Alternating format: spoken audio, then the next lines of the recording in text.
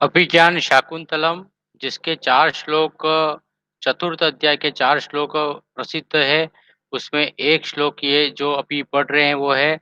और यहाँ काश्यप ऋषि जब शकुंतला जो है अपने पति को घर को जा रही है, तब ये श्लोक का प्रयोग हुआ है। और ये श्लोक क्या है, इसका अर्थ बहुत ही मार्मिक अर्थ है। और वर्तमान की परिस्थितियों को देखें और उस समय की परिस्थिति को देखें, तो यह जो श्लोक है वैसा ही बैठता है उसका अर्थ।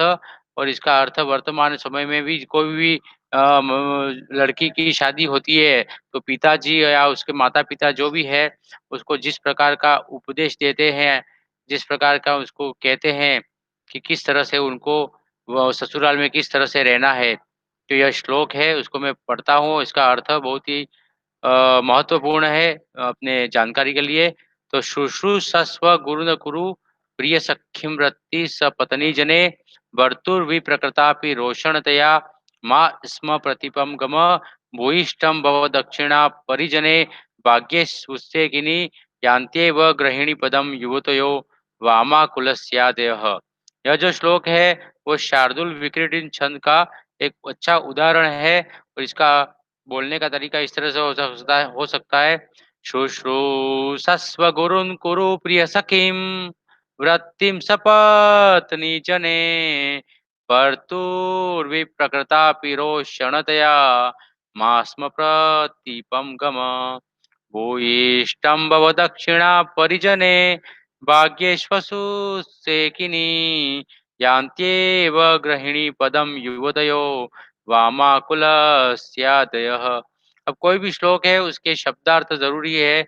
शुश्रूषस्व गुरु न कुरु, तो ससुराल में अब जा रहे हो, शकुंतला को कह रहे कि तुम शकुंतला ससुराल में जा रहे हो, तो वहां पर शुश्रूषस्व गुरु न कुरु, जितने भी गुरुजन है, गुरुजन का मतलब है अपने से बड़े, माता है ना, मतलब सास है, ससुर जी है, या अन्य जो भी गुरु है वहां पे उनकी सेवा करना, है ना। प्रिय सखी रत्नी सपत्नी जने, और सख सपत्नी, सौते जो है ना, सौते तुम्हारी सपत्नी का मतलब सौत होते हैं, सौत।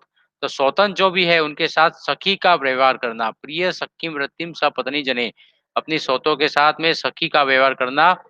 भर्तुर भी प्रकृतापि रोषण दया, यदि तुम्हारा पति किसी बात पे क्रोधित हो जाए, फिर भी माँ स्म प्रतिपम गम, किसी फिर भी किसी प्रकार का, है ना, चिंता मत करना, गम मत करना, है ना, या किसी प्रकार का मन में विकार मत पैदा करना कि मेरे को पति ने इस प्रकार क्या कहा है ना।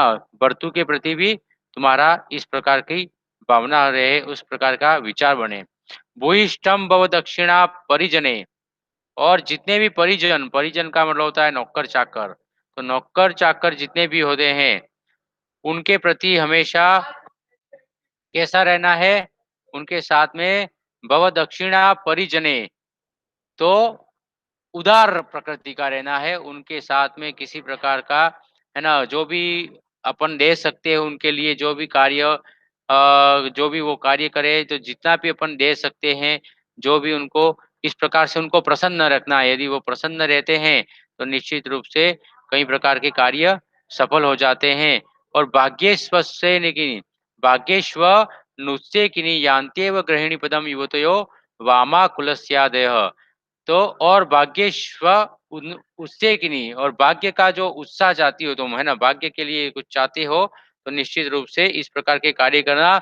और जो युवती, है ना, जो युवती इस प्रकार का अगर ससुराल में जाकर के इस प्रकार से इस जो मैंने इसमें बताया है उसके हिसाब से अगर वो चलती है, तो निश्चित रूप से गृहिणी पदम, है ना, गृहिणी का पद प्राप्त करती है वो युवती। और वामा शब्द आया है, वामा का मतलब है उसके विपरीत। तो जो वामा यानी कि इसके विपरीत जो आचरण करती है, ससुराल में जाने के पश्चात कोई स्त्री इस प्रकार का आदर नहीं, इस प्रकार के कार्य नहीं करती है, गुरुओं का सम्मान नहीं करती है, और सपत्नी जने, सपत्नियों के साथ में सखी का व्यवहार नहीं करती है ना। वर्तमान में तो सपत्नी तो होती नहीं है, वो तो राजा शकुंतला की तो क्या थी, दुष्यंत की और अन्य रानियां थी, इसलिए सपत्नी होता है। लेकिन अभी सपत्नी तो है नहीं, इसका मतलब नहीं है। तो वहां पर जितनी भी महिलाएं है, है ना, अपनी ननंद है या भाभिया है, उनके साथ में भी सखी का व्यवहार करना है। भर्तुर भी प्रकृतापि रोषणतया, है ना? और है ना, वर्तु माने पति होता है। तो पति भी किसी प्रकार का क्रोध करे, किसी प्रकार का है ना गुस्सा करे, तो भी अपने को उसके जो भी अपने को क्रोध नहीं करना है। और दक्षिणा हमेशा परिजनों को, नौकर-चाकर को कुछ न कुछ दक्षिणा देना है और इस प्रकार का जो कार्य करती है, वो निश्चित रूप से गृहिणी पद को प्राप्त करती है।